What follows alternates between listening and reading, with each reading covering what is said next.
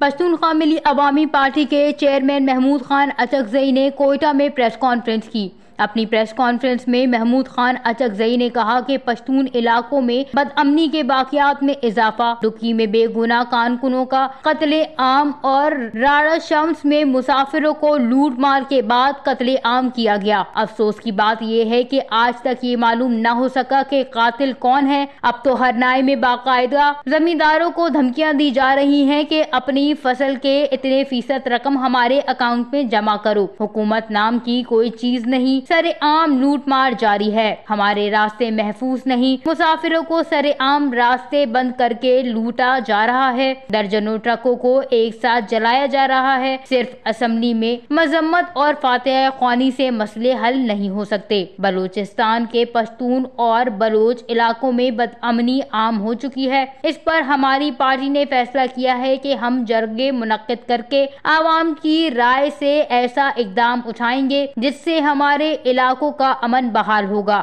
اس حوالے سے پہلا جرگہ 9 اور 10 نومبر کو لورالائی میں ہوگا۔ اس کے بعد جوب اور دیگر ڈویژن ہیڈ کوارٹر میں جرگے منعقد کریں گے۔ پشتونخوا ملی عوامی پارٹی کے چیئرمین کا مزید کہنا تھا کہ عوام کی رائے کے بعد ہم میدان میں نکل کر اپنا کردار ادا کریں گے۔ اپنے لوگوں کو اس طرح بے یار و مددگار نہیں چھوڑ سکتے ہیں۔ 80 ارب روپے سے زائد امن و امان کے لیے رکھے گئے ہیں، اگر اس کے آدھے بھی قبائل کو دیے جائیں تو یہاں امن قائم ہو سکتا ہے۔ حکومت کی جانب سے مجرمانہ خاموشی پر افسوس ہوتا ہے۔ انگریزوں کے دور میں جب کوئی قتل ہوتا تھا تو پورے بر صغیر میں اس قاتل کو جگہ نہیں ملتی تھی۔ آج تو 10 لوگوں کو دن دہاڑے قتل کیا جائے تو کوئی گواہی دینے کے لیے تیار نہیں ہوتا ہے۔